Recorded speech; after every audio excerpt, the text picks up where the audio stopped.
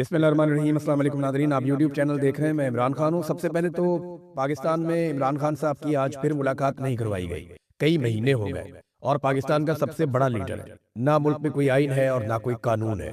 عمران خان صاحب کی آنکھ کے ساتھ کھلواڑ کیا گیا، ان کی صحت کے ساتھ کھلواڑ کیا گیا، انہیں کیا ہوا ان کی فیملی کو بالکل نہیں بتایا۔ عدالتیں بالکل بے بس ہیں، پاکستان تحریک انصاف بے بس ہے، اور پاکستان کا سب سے مقبول لیڈر پاکستان کے ملٹری رجیم نے اس وقت جیل کے اندر ڈالا ہوا ہے، اور نہ صرف جیل میں ڈالا ہوا ہے بلکہ بیرونی دنیا سے اس کا رابطہ مکمل طور پہ کاٹ دیا ہے۔ وجہ کیا ہے کہ وہ شخص گھٹنے نہیں ٹیک، وہ شخص یہ نہیں کہتا کہ میں ہار مانتا ہوں، میں کوئی ڈیل کرتا ہوں، تو وہ گھٹنے نہیں ٹیک رہا پاکستان کے ملٹری رجیم کے سامنے، جس کے سامنے ماضی میں تقریباً تمام سیاستدان باری باری گھٹنے ٹیک چکے، یا تو انہوں نے مار دیا یا سرنڈر کروا لیا، لیکن عمران خان صاحب یہ نہیں کر رہے۔ اب ایک آنکھ ضائع ہونے کا دعویٰ جو ہے وہ حکومتی ذرائع نے خود کیا ہے، براہ راست تو وہ انفارمیشن عمران خان صاحب کے حوالے سے ہے نہیں۔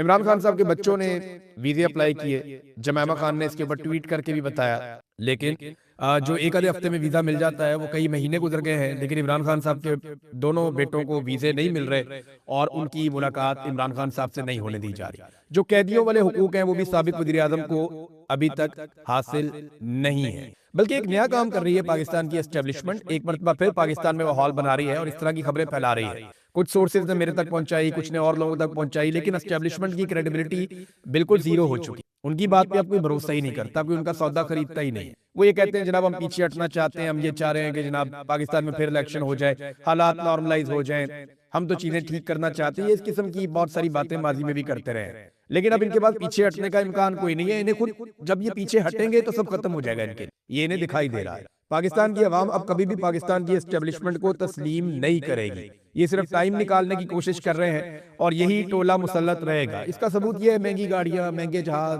اور جتنی چیزیں یہ اپنی عیاشی کے لیے لے رہے ہیں، یہ کوئی آنے والے حکمرانوں کو تھوڑی دینے جا رہے ہیں۔ یہ سب جانتے ہیں، موجودہ حکومت، اسٹیبلشمنٹ، ملٹری رجیم، یہ سب جانتے ہیں کہ انہوں نے کس طریقے سے اس اقتدار کو لمبا کھینچنا ہے۔ عوام صرف اس اقتدار کو چھین سکتی، ان سے اپنا حق چھین سکتی ہے، یہ بڑے آرام سے حق واپس نہیں کریں گے، سوال ہی پیدا نہیں ہوتا۔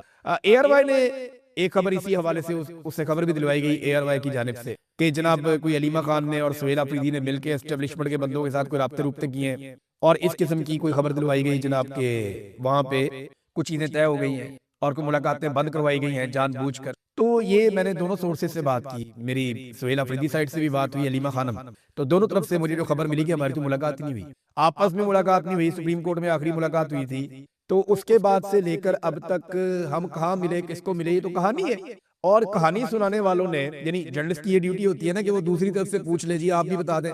اب علیمہ خانم تو سب کی ایکسس میں ہے اور سہیل آفریدی بھی سب کی ایکسس میں ہے، یہ کوئی شریف خاندان تو ہے نہیں جس سے آپ پوچھیں گے جناب یہ طیارہ کون لے کر گیا، کتنے بجے لے کر گیا، طیارے کا ریکارڈ دے دیں، تو وہ معاملہ چھپا لیں گے، وہ بات ہی نہیں کریں گے۔ پھر آف دی ریکارڈ وہ کہہ رہے ہیں جناب کہ وہ مریم صفدر کا بیٹا لاہور میں ہی ہے، پھر بعد میں جب کہا گیا جناب ثبوت دیں اس کا، کوئی وہ ثبوت بھی کوئی نہیں ہے، پھر جب تک کہ وہ جہاز واپس نہیں پہنچ گیا تب تک ان کا منہ بند تھا، یہ بات ہی نہیں کر رہے تھے۔ پھر جہاز اجلت میں جب واپس آیا تو پھر بتایا گیا جناب یہ تو بیٹا ہے، یہ سامنے آگے تصویر آ گئی، تو یہ نا ساری چیزوں کو خود ہی ابہام میں ڈال دیتے ہیں۔ اب یہ کوئی شریف خاندان تھوڑی ہے، یہ تو علیمہ خانم اور سہیل آفریدی ہیں، ان سے رابطہ کیا جا سکتا تھا، ان کا موقف جانا جا سکتا تھا، کیا واقعی آپ لوگوں نے یہ کیا ہے؟ لیکن اے آر وائی نے وہ خبر چلا دی، اس کے اوپر دونوں طرف سے تردید بھی آ گئی ہے۔ پاکستان تحریک انصاف کہاں کھڑی ہے؟ دیکھیں تحریک انصاف وہیں کھڑی ہے جہاں وہ پہلے کھڑی تھی۔ ایک دعویٰ کیا گیا کہ کوئی عمران خان رہائی امن فورس بنائی جائے گی، ابھی تک اس کے اوپر کوئی عمل درآمد نہیں ہوئی، کوئی اناؤنسمنٹ نہیں ہوئی، کوئی کنکریٹ چیز سامنے نہیں آئی، کوئی میٹنگ کرتے رہتے ہیں، آپس میں کوشش کر رہے ہیں، لیکن پاکستان تحریک انصاف کے اندر ہی مخالفت ہے کہ کوئی تحریک نہ چلائی جائے۔ اب تحریک انصاف کو یہ فیصلہ کرنا پڑے گا کہ تحریک بھی نہیں چلانی تو عمران خان کو باہر کیسے لے کر آنا ہے؟ ڈیل عمران خان نے نہیں کرنی، تحریک انصاف نے نہیں چلانی، تو پھر عمران خان نے باہر کیسے آنا ہے؟ یہ تو ایک ڈیڈ لاک ہو گیا نا، یا تو عمران خان کو جا کے راضی کریں جناب ڈیل کر لیں، وہ راضی ہو جائے تو باہر آ جائیں گے، تو یا پھر تحریک چلائیں تاکہ تحریک چلے، کوئی اسٹیبلشمنٹ کے لیے زمین گرم ہو، وہ کوئی روم چھوڑے اور عمران خان صاحب باہر آ جائیں، تو یہ دونوں رستوں پہ نہیں جا رہے، اور اس کا نقصان لگاتار پاکستان کو ہو رہا ہے۔ یعنی آپ کو میں صرف ایک خبر بتاتا ہوں، یہ سرمایہ کاری کی صورتحال آپ دیکھ لیں پاکستان میں اس وقت کیا ہے، اور یہ شہباز شریف صاحب کا ترہ امتیاز ہے، یہ جب بھی حکومت میں آتے ہیں نا پی ایم ایل این، یہ بربادی پھیرتے ہیں معیشت کی، ان کے جانے کے بعد پتہ چلتا ہے۔ اسٹیٹ بینک آف پاکستان کی جانب سے اعداد و شمار جاری کی گئے ہیں، فروری 2026 میں بیرونی سرمایہ کاری جو ہے وہ مزید کم ہو گئی ہے، رواں مالی سال میں بیرونی سرمایہ کاری میں جو مجموعی طور پر 44% مزید کمی دیکھی گئی ہے۔ اب اندازہ کریں آپ کہ 50 سال کے سرمایہ کاری کے ریکارڈ تو پہلے ہی ٹوٹ گئے تھے، اب وہ جو ریکارڈ ٹوٹ گئے تھے ان ریکارڈوں کو بھی توڑا جا رہا ہے کہ یہ یہاں پہ 44% مزید سرمایہ کاری پاکستان میں کم ہو گئی ہے۔ یہ ناظرین حالات۔ ناظرین ایک چھوٹی سی چیز اور پاکستان کے اندر سے بتاتا ہوں، پھر عالمی خبروں کی طرف چلیں گے، خطے کے حالات۔ خبر یہ ہے کہ سوشل میڈیا پہ ایک نیا اور عجیب و غریب ٹرینڈ دیکھنے میں آ رہا ہے۔ یہ گزشتہ چند دنوں سے کاروائی ہو رہی، بے شمار نئے اکاؤنٹس بنائے جا رہے ہیں، اور یہ اکاؤنٹس چھوٹے چھوٹے ہیں، 500 400 200 50 اتنے ان کے فالوورز ہیں، یہ آپس میں ایک دوسرے کو فالو کر۔ اس سارے ٹرینڈ کو جب چیک کیا گیا تو ایک عجیب چیز یہ ہوئی کہ کچھ ایسے نئے اکاؤنٹ بنائے گئے ہیں، یہ اکاؤنٹ عمران خان اور عاصم منیر کو ایک ہی وقت میں سپورٹ کر رہے ہیں۔ آپ کو حیرت ہوئی نا؟ ابھی مجھے یہ نہیں پتا کہ گیم کیا ہے، آنے والے وقت میں ہونے کیا والا ہے، لیکن بائی ڈیزائن کچھ ایسے اکاؤنٹس سوشل میڈیا پہ لانچ کر دیے گئے ہیں، بنا دیے گئے ہیں، جو سیم ٹائم میں عمران خان کو، ان کے موقف کو اور عاصم منیر کو سپورٹ کر رہے ہیں۔ مجھے نہیں پتا یہ کون بنا رہا ہے، پاکستان تحریک انصاف کے سوشل میڈیا والوں سے اکا دکا لوگوں سے میری بات ہوئی، کہتے ہیں ہمیں تو پتہ ہی نہیں ہے اس کا، اور یہ چیز وہ نوٹ کر رہے ہیں۔ اور جب میری بات ہوئی دوسری جانب سورسز سے تو انہوں نے کہا جی کہ ہم کچھ نہیں کہہ سکتے۔ تو معاملہ یہ ہے کہ کچھ اکاؤنٹس ایسے بنائے جا رہے ہیں جو عمران خان صاحب کے موقف کو سپورٹ کرتے ہیں اور ساتھ میں عاصم منیر کی بھی تعریف کرتے ہیں، اس کے موقف کو بھی سپورٹ کرتے ہیں۔ یہ کیسے ہو سکتا ہے؟ آگ اور پانی کا ملاپ۔ بہرحال دیکھتے ہیں کہ اس سے کیا حاصل کرنے کی کوشش کی جاتی ہے۔ اب آ جائیں ناظرین اس بڑی خبر کی طرف جس نے ہلا کر رکھ دیا سب کو۔ پاکستان ایئر فورس نے افغانستان کے اوپر لگاتار حملے جاری رکھے ہوئے، اور پاکستان کی حکومت یہ سمجھتی ہے کہ پاکستان میں جو بھی دہشت گردی آ رہی ہے وہ افغانستان کی جانب سے آ رہی ہے، اور افغانستان کی حکومت ان دہشت گردوں کو بھیج رہی ہے، اور پیچھے سے انڈیا اس سارے معاملے کی چابی گھما رہا ہے۔ یہ پاکستان کے اندر ایک نیریٹو ہے، لیکن سوال یہ پیدا ہوتا ہے کہ پاکستان میں دہشت گردوں کو انٹری کس نے؟ پاکستان میں دہشت گردوں کی انٹری ہوتی ہے جون 2022 میں۔ رانا ثناء اللہ صاحب اس کے بارے میں اناؤنس کرتے ہیں۔ یہ آئیڈیا تھا جنرل باجوہ، جنرل ندیم انجم اور جنرل فیض امین، یہ تینوں جرنیل جو وہ اس کے لیے ذمہ دار ہیں۔ ایک کور کمانڈر پشاور تھا، ایک ڈی جی ISI تھا، اور ایک پاکستان کا آرمی چیف۔ ان تینوں نے پلان کیا اور دہشت گردوں کو بائی ڈیزائن پاکستان لے کر آئے۔ جون سے لے کر اگست تک دہشت گرد پاکستان آتے رہے، ستمبر تک آتے رہے بلکہ، اور پاکستان تحریک انصاف اور خیبر پختونخوا کی حکومت چلاتی رہی کہ دہشت گردوں کو پاکستان میں داخل مت کرو۔ پولیس چلاتی رہی، حکومت چلاتی رہی، عوام کہتے رہے، امن پاسون کے لوگ آتے رہے، تاجر احتجاج کرتے رہے، لیکن دہشت گردوں کو لا کر بسایا جاتا رہا۔ اب دہشت گردی گلے میں پھنس گئی آگے، یعنی جان بوجھ کر دہشت گردوں کو پاکستان میں یہ تین جرنیل لے کر آئے تھے تاکہ کوئی سیاسی میدان کے اندر کوئی کامیابی حاصل کی جائے۔ سیاسی فائدہ تو ہوا نہیں، لیکن ہوا کیا، وہاں پہ دہشت گردی بڑھ گئی اور وہ گلے میں پھنس گئی، اور اب دہشت گردوں کے خلاف آپریشن کرتے ہیں تو مقامی افراد مانتے نہیں ہیں۔ تو اب افغان طالبان کے اوپر جب سے امریکہ نے بگرام ایئر بیس کے بارے میں کہا کہ وہ ہمارے پاس ہونی چاہیے، بلکہ اب امریکن ایکسپرٹس یہ کہتے ہیں کہ اگر بگرام ایئر بیس ہمارے پاس ہوتی تو ہم ایران کو مزہ چکھا دیتے۔ تو ایرانی یہ کہتے ہیں کہ افغانستان نے امریکہ کو بگرام ایئر بیس نہ دے کر شاندار کام کیا۔ ایران افغانستان کی تعریف کرتا ہے اس معاملے میں۔ اب جب سے امریکہ نے اس خواہش کا اظہار کیا، پاکستان نے اچانک سے افغانستان کے اوپر اٹیک شروع کر دیا، اور یہ aerial strikes Pakistan air force کر رہی ہے افغانستان میں۔ دہشت گردی پاکستان میں نئی نہیں ہے، دیکھیں یا تو یہ دہشت گردی نہیں ہو، پاکستان میں 70-80 ہزار افراد پہلے ہی جاں بحق ہو چکے ہیں، شہید ہو چکے ہیں دہشت گردی کی لڑائی میں،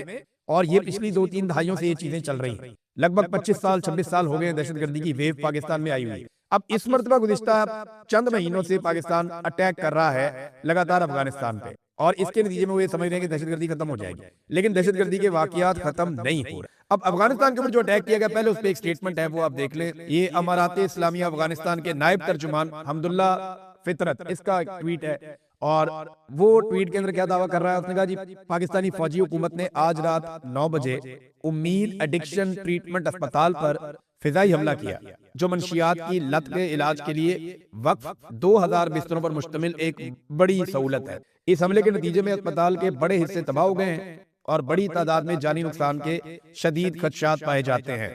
بدقسمتی سے اب تک جاں بحق ہونے والوں کی تعداد 400 تک پہنچ گئی ہے، جبکہ تقریباً 250 دیگر افراد زخمی ہونے کی اطلاع ہے۔ امدادی ٹیمیں اس وقت جائے وقوع پر آگ پر قابو پانے اور متاثرین کی باقی ماندہ لاشیں نکالنے کے لیے کام کر رہی ہیں، اور شہداء لیلۃ القدر اس نے آگے یہ لکھا ہے۔ اب معاملہ یہ ہے کہ یہاں پہ اقوام متحدہ نے بھی اس کی مذمت کی ہے، جو مشن اقوام متحدہ کا موجود ہے افغانستان میں، اور بی بی سی نے بھی اس کے اوپر ایک رپورٹ کیا ہے۔ بی بی سی نے کہا کہ بعض لاشیں ناقابل شناخت ہیں۔ کابل میں منشیات بحالی مرکز پر فضائی حملے میں کم از کم 100 افراد ہلاک ہو گئے ہیں۔ پاکستان کی حملے میں ملوث ہونے کے الزام کی تردید۔ پاکستان یہ کہہ رہا ہے کہ پاکستان نے جو ٹارگٹ کیا وہ صرف عسکری اہداف کو کیا یا ان جگہوں پہ کیا جہاں پہ دہشت گردی ہوتی ہے یا ان جگہوں پہ کیا جہاں پہ دہشت گردی پاکستان میں آتی ہے. یہ پاکستان کا موقف ہے. لیکن یہ اسپتال جو ہے اس کے حوالے سے بھی اطلاعات آ رہی ہیں اور بی بی سی بھی اس کو رپورٹ کر رہا ہے, عالمی میڈیا اس کو رپورٹ کر رہا ہے. اب افغانستان کی حکومت نے اگر تو اس موقف کو ثابت کرنا ہے تو انہیں مزید کام کرنا پڑے گا.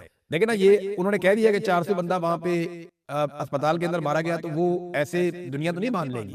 انہیں پوری انکوائری کروانی پڑے گی. اقوام متحدہ کے اور دیگر عالمی اداروں کے مشن افغانستان میں موجود ہیں, وہاں پہ پراپر تحقیقات ہونی چاہیے.